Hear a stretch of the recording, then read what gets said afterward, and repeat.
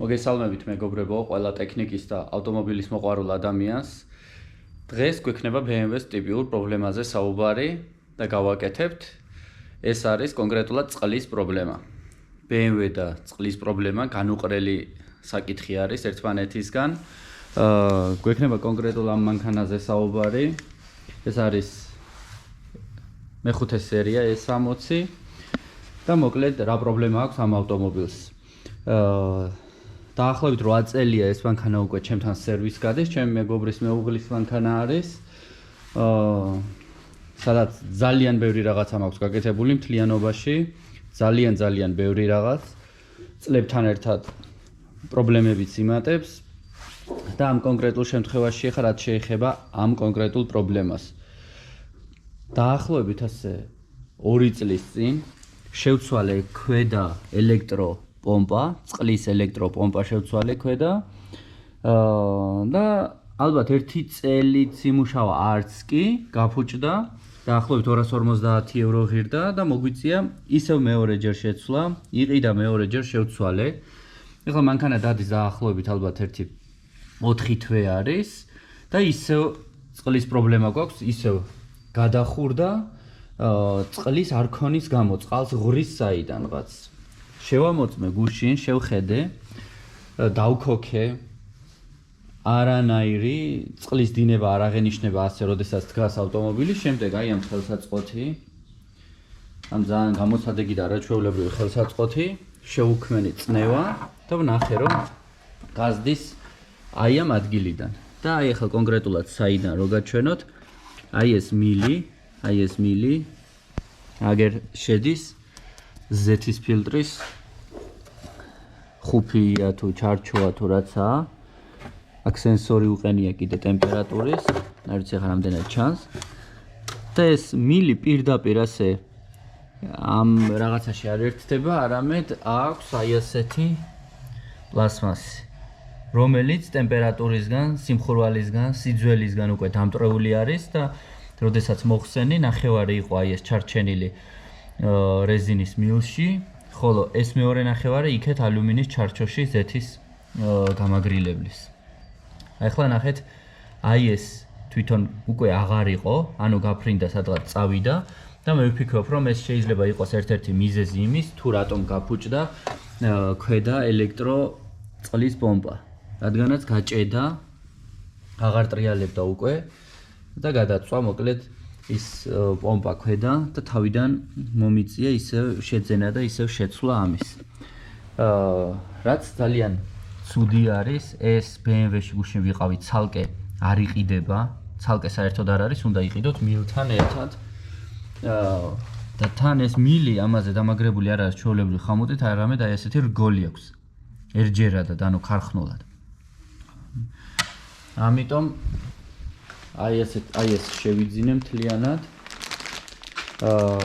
BMW-ში ეს ღირდა დაახლოებით ასე, დაახლოებით არა, 90 евро ღირდა BMW-ში და თქვეს რომ 3 თუ 4 დღეში მოიტანდნენ. იქვე გვერდით მაღაზია არის ნაწილების მეორე, სადაც მივედი და შევუკვეთე 44 ევროში მეორე დღესვე მოიტანეს დილით. ეხლა ამას ორიგინალს ააყენებ თუ არა, დიდად არაფერი ისეთი სხვაობა არ აქვს, ეს მეორე მხარე.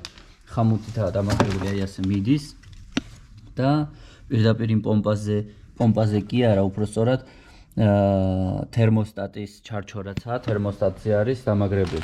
ხოლო აი ეს ზედა ისევ ასე ერთჯერადადაა გაკეთებული, როგორც ხედავთ. ახალი პრაგლატკით.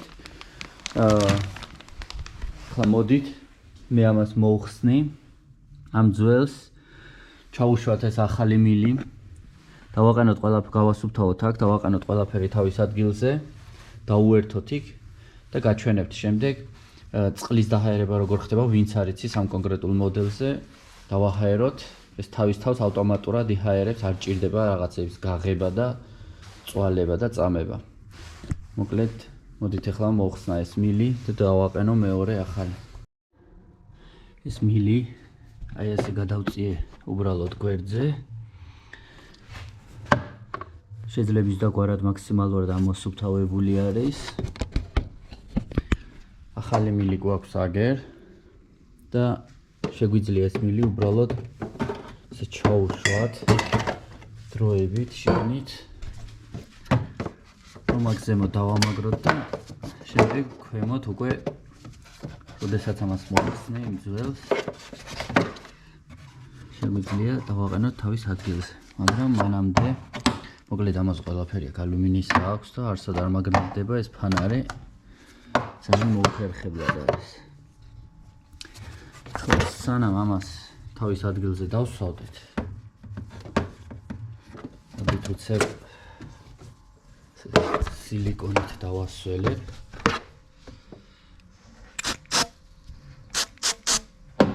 ასე რომ იოლად და მარტივად ჩაჯდეს თავის ადგილზე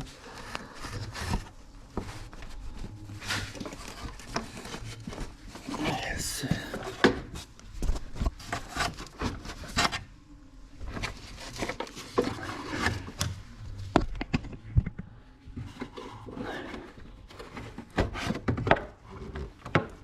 ძალიან მოუხერხებელი ერთი ხელით გადაღება მეორე ხელით ამის ჩასმა მოდით ახლა ამას დავსვავ თავის ადგილზე და შემდეგ ქვემოთ გაჩვენებ თუ სადაა შეერთებული იმიტომ რომ ასე ცოტა ტანჯვა არის თან გადაღება თან დაყენება აი ასე დადგა თავის ადგილზე როგორც ხედავთ გადავუჭირე ამ 210-იანი ვოლტით ესენი თავის სამაგრებში ჩაჯდა ეს მილები ჩავიდა ქვემოთ ეს ძველიც ჯერ აქ არის ეხლა მანქანა ზემოთ ავწიოთ და უკვე ქვემოდან მოვხსნათ ძველი მილი და დავუყენოთ ახალი. ეხლა გადმოვინაცვლეთ აი აქ ქვემოთ და აი ამ ბომბაზე მქონდა საუბარი, აი ეს არის ელექტრო ნასოსი ამ წყლის სისტემის და გვერდით აი ეს შავი რასაც ხედავთ, ეს არის ეს თერმოსტატის ჩარჩო. მთლიანად ეს შევცვალეთ მაშინ ჩვენ ორივე ესეც და ესეც.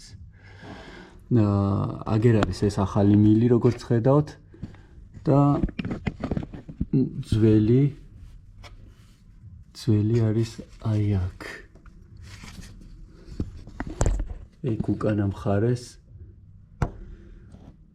მაშინ მე ჯერ მილი გავუკეთე, გადავუჭირე და ისე დავსვი თავის ადგილას, ეხლა ბევრად უფრო ცუდი იქნება, მანდ მისასვლელი ხელით სატანჯველი იქნება, მაგრამ მოხსნი ხა რაღაცნაირად და დავუყენოთ ეს ახალი მილი თავის ადგილზე და წესიერად გადავუჭიროთ ხამოც. ყველაზე მნიშვნელოვანი კიდევ რაც არის, გუშინ რთული იყო ნახვა თუ საიდან აპარებდა, სანამ წნევა არ შევქმენით. რადგანაც ეხლა მოუწმინდე შედარებით და კიდევ გავწმენთ რაღაცებს, მთლიანად სველი იყო, ზემოთაც სველი იყო ყველაფერი და ვერ გაიგებდი მარცხენა მხრიდან აპარებდა მარჯვენა სად რა იყო, ვერ გაიგებდი, იმიტომ რომ ზემოდან რო წვეთავდა, ასხავდა რემენს და შემდეგ ეს ტრიალის დროს ყველაფერს ასველებდა. ეხლა მოდით გადავიდე აქ, შევცვალო ეს და კიდევ მოვასუფთავო აქაურობა. შემდეგ ღია დავტოვოთ, სანამ წყალს არ ავავსებთ, ისევ რომ წნევა შევქნათ და შევხედოთ რომ ყველაფერი ნორმალურადაა. მილი დაყენებულია თავის ადგილზე, გადაჭერილი არის, ქვემოდან კომპრესორით დავაჰაერე, შეგლებისდაგვარად რომ წყალი მოგვეშორებია ძველი, რომ სადმე თუ რაღაცა მოხდება სიტყვაზე ვიძახი გაუშვებს გაჟონავს წყალს რომ დავინახოთ. ეხლა რაც შეეხება გამაგრილებელ სითხეს, გამაგრილებელი უნდა ჩავასხათ ლურჯი, ბოლოს და ბოლოს თუ თქვა და ყურადღებას არ აქცევთ ზუსტ ნომერაციას, რა სითხობს BMW და რა უნდა ჩაასხათ ან ნებისმიერი ავტომობილი, მაშინ ფერი მაინც გაამთხვიეთ, სულ ყველაფერს თავი დავანებოთ, იმიტომ რომ აქ ღმერთმა იცის რა ფერი იყო შიგნით. მე ჩავასხი მაშინ ჩვეულებრივად ლურჯი, რო გაჟონა იმან დაამატა, ხან წითელი ხონდა ჩასხმული, ხან ვარდისფერი, არ ვიცი, ცისარტყელა იყო შიგნით. ეხლა აი ასეთი ვიყიდემე ლურჯი 5 ლიტრიანი, ოღონდ ეს გასაზავებელია, უნდა გაურიოთ, არ არის მზა, აქ ჩავასხი ხა ნახევარი წყალი 50%, 50% დავამატე ანტიფრიზი. ეხლა ჩავასხათ მაქსიმალურ დონეზე დავაყენოთ გამაგრილებელი სითხე და შემდეგ როდესაც უკვე მაქსიმუმზე იქნება, გაჩვენებთ თუ როგორ ჰაერდება ამ შემთხვევაში ეს კონკრეტული ავტომობილი. როდესაც დავაჰაერებთ, შემდეგ ასევე ვნახოთ წნევა შევუქმნათ ისევ, წნევა შეუქმნათ ისევ და ვნახოთ არის თუ არა ყველაფერი წყოვრში ჰერმეტული, რომ ისევ გზაში არ დარჩეს მისი პატრონი. მაგრამ დიდა და მანქანის ბრალი არ არის სიმართლე გითხრათ, კი, BMW მიდრეკილია რა თქმა უნდა წყლის პრობლემისკენ 200-ზე არ არსებობს ამაში. მაგრამ რაღაცა პრობლემა რო აქვს მანქანას, თქვა და 5 პრობლემა რო აქვს, 5-ვე უნდა გადაჭრა. და არა ნაწილ-ნაწილ. მე ვეუბნებოდი რომ თავიდანვე ეს წერტილები აქვს და რაღაცების გაკეთება არის საჭირო. მაგრამ ოხშენი დედაც გადმოვიდა. არა, იყოს, ხო და თუ იყოს, აგერ დარჩა ახლა გზაში. ხა დაველოდოთ ჩავიდეს მაქსიმალურად ეს წყალი. და შემდეგ თუ დამატებას მოითხოვს დავუმატ. წყალი ჩასხმული არის, როგორც ხედავთ, გამაგრილებელი სითხე ანტიფრიზი. ეს დაახლოებით ესე საერთოდ 6 მმ-ზე უნდა იყოს ამოწეული. ანუ მაქსიმუმზე არის. ეხლა გადავინაცვლოთ მანქანაში.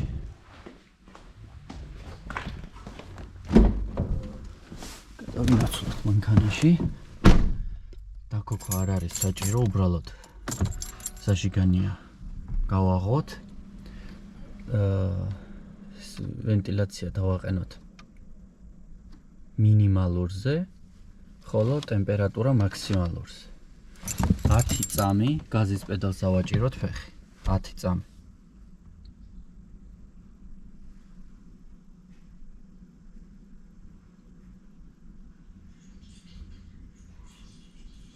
დაიწყო სისტემამ დაჰაერება, დავტოვოთ ასე, შიგნით არ შევეხოთ არაფერს.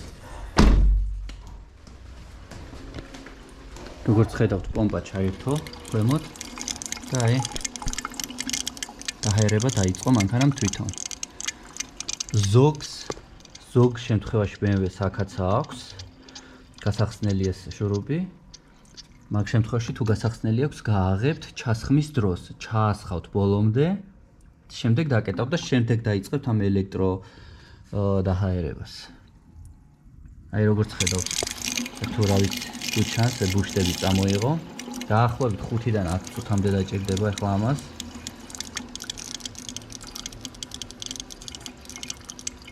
ეს შეგვიძლია ასე ღიად დავტოვოთ თავსაფარი. ეს ბუშტებს რასაც წამოიღებს, ყველაფერი დაჰაერდება ნორმალურად.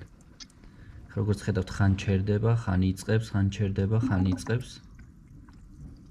დაახლოებით ასე 10 წუთი დაჭირდება ამ ყველაფერს. შემდეგ დაჰაერების შემდეგ ვნახოთ მოითხოვს თუ არა დამატებას. მოკლედ ეს ახლა დაჰაერდება, მანამდე მეაქაურობას მივალაგებ და შემდეგ უკვე შეგვიძლია წნევითაც შევამოწმოთ ყოველ შემთხვევაში, რომ 100% დარწმუნებული ვიყოთ და ამის შემდეგ შეგვიძლია უკვე დავქოქოთ. დაჰაერებას მორჩა, შეგვიძლია ეგრეთ წოდებული ზაჟიგანია გავთიშოთ. ეხლა დავუერთე ეს ხელსაწყო, შევქმენი წნევა, ერთი ბარი შექმნილი არის. შევხედოთ სადმე ხომარ წვეთავს, სადმე ხომარ უშვებს, იმიტომ რომ მხოლოდ ამ შემთხვევაში აპარებდა მაშინ, თორე დაქოქილზე შეიძლება რომ მიდიოდა მანქანა მაშინ აპარებდა, მაგრამ ადგილზე ვერსად ვერ ნახავდით, რომ სადმე გაზდიოდა. ეხლა დავტოვებ ამას აქ.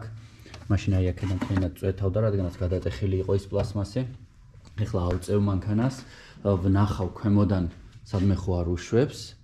შეგვიძლია ასევე საფარი მივაყენოთ მანამდე და როდესაც ჩამოვწევთ, შეგვიძლია ეს მოხსნათ, დავუყენოთ თავისი საფარი ზედ და შემდეგ უკვე დიაგნოსტიკის მეშვეობით წავშლით წყალთან დაკავშირებული რაც შეცდომა ქონდა, დავქოქავ და გავაკეთებ ტესტს, გავივლი, ვნახოთ ტემპერატურა ხო ყველაფერი ნორმალურადაა და მხოლოდ ამის შემდეგ მიიღებს მისი პატრონი თავის მანქანას.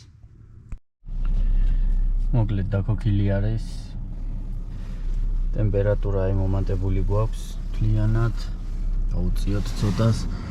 აი ვნახოთ ყველგან სითბო მოდის იდეალურად, ეს ძალიან მნიშვნელოვანია. თუ ცირკულაცია არ ხდება, სითბო სალონში არ გვექნება.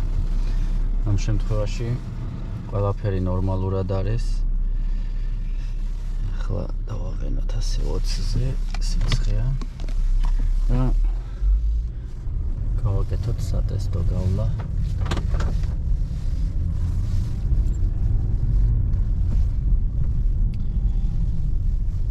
დაბერდა ეს 60 უკვე აღარ არის იმ ასაკში როგორაც ადრე იყო, თუმცა მაინც სიამოვნოა ამ მანქანით მოძრაობა. მეხუთე სერია ყოველთვის საუკეთესო ყავდა BMW-ს. და ჩემთვის ყოველთვის განსაკუთრებული მანქანა არის მეხუთე სერია. ცუდი მეხუთე სერია ჩემი აზრით არ გამოუშვია საერთოდ BMW-ს და ჩავარდნა არსად არ ქონია. ეგზეკუტიდან რო დავიწყოთ 34-დან იმ დროს რაღაცა კოსმიური მანქანა იყო. ძალიან მაგარი მანქანა იყო და კიდე რაც ყველაზე მეტად მე მომწონს, რასაც BMW აკეთებს, რომ აი მაგალითად თვითონ მოდელიდან მოდელში ძალიან დიდი ნახტომი არის. ძალიან დიდი ნახტომი. იმას გულისხმობ, რომ 34-დან რომ გამოვიდა 39 რაღაც სასწაული მანქანა იყო, როგორც გარედან, ისე შიგნიდან და ძალიან სასიამოვნო. დღესდღეობითაც კი სიამოვნებს მე 39.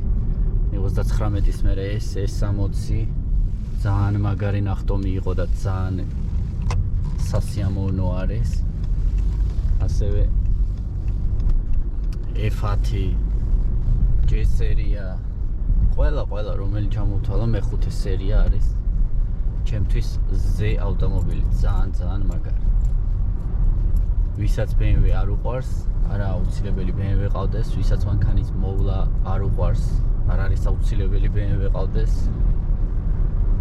ყურადღების მიქცევა ვისაც არ შეუძლია, ან სამწუხაროდ შეიძლება ვიღაცას არ აქვს საშუალება რომ აკეთოს სულ თქვა და სულ არ არის საკეთებელი თუ წესიერად გააკეთებ და წესიერ ნაწილს დააყენებ, მაგრამ ყოველ შემთხვევაში BMW ისეთი მანქანაა, თუ არ უყვარს მის პატრონს კონკრეტულად ეს ფირმა და თუ არ უყვარს მანქანის მოვლა, არა აქვს საკმარისი თანხა იმისთვის რომ მოუაროს ამ ავტომობილს, ყიდვა არ არის საქმე, მოვლაა საქმე.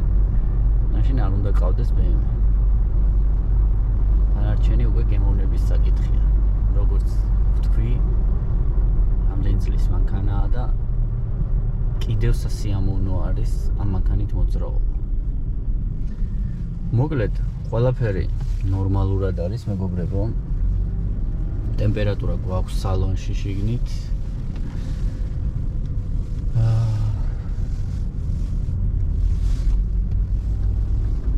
დანარჩენი რა ვიცი რა ვთქვა, წნევით შევამოწმეთ, ყველაფერი ნორმალურად იყო.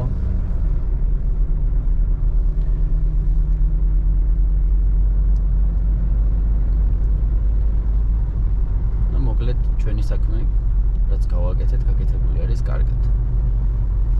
მოკლედ იმედი მაქვს რაღაცა ცოტა გული გადააყოლეთ ამ ვიდეოთი. ვისაც გაინტერესებთ დაჰაერება როგორ ხდება, შეიძლება ვიღაცა ეძებდეს ვინც არ იცის რაღაცა იმ ბოლტს BMW-საც რომ გააღოს ის შურობი და იქიდან დააჰაეროს, არა, აქ საკმაოდ კომფორტულად და კარგად არის ეს ყველაფერი გაკეთებული. შეგიძლიათ ელექტრონულად ასე ეგრევე თვითონ იჰაერებს მანქანა თავის თავს, ასე რომ ვთქვათ. მე კი დღეს ამით დაგემშვიდობებით, მეგობრებო, მომავალ შეხვედრამდე გისურვებთ ყველას წარმატებას და ყველაფერს საუკეთესოს. კარგად ბრძანდებოდეთ.